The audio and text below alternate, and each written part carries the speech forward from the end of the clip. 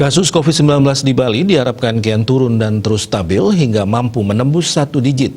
Upaya pemerintah dalam menekan laju kasus COVID-19 ini menjadi barometer rencana pembukaan pariwisata Bali pada akhir Juli dan mendukung perbaikan ekonomi di daerah yang terkontraksi sangat dalam.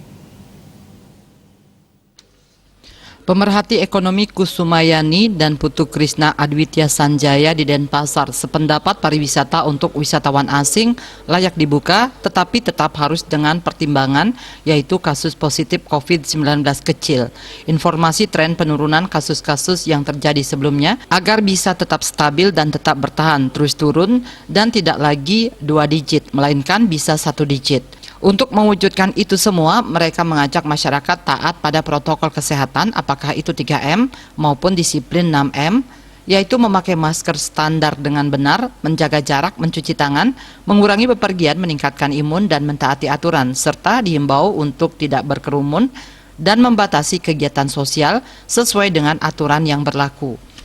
Harapannya tidak muncul klaster baru dari pembukaan pariwisata di Pulau Dewata. Kusumayani menilai bila tanda-tanda penurunan itu bisa terwujud, maka negosiasi ke pusat bisa menjadi sebuah bukti bahwa Bali sudah mengalami kesuksesan dalam menangani COVID-19. Masyarakat juga telah melakukan kedisiplinan mengikuti protokol kesehatan sehingga tren ini terus menurun. Ia pun setuju upaya pemerintah menekan kasus COVID-19 di Bali dengan menegaskan kepada seluruh desa adat menghentikan segala bentuk keramaian yang mendatangkan banyak orang. Untuk sementara, pelaksanaan upacara adat atau keagamaan yang sudah terprogram agar dilaksanakan dengan jumlah peserta yang terbatas dan memenuhi protokol kesehatan. Terlebih lagi, ada informasi ada orang di Bali positif terinfeksi varian baru yang merupakan mutasi virus COVID-19 akibat penularan varian baru dari Afrika Selatan dengan kode B1351 dan dari Inggris dengan kode B117.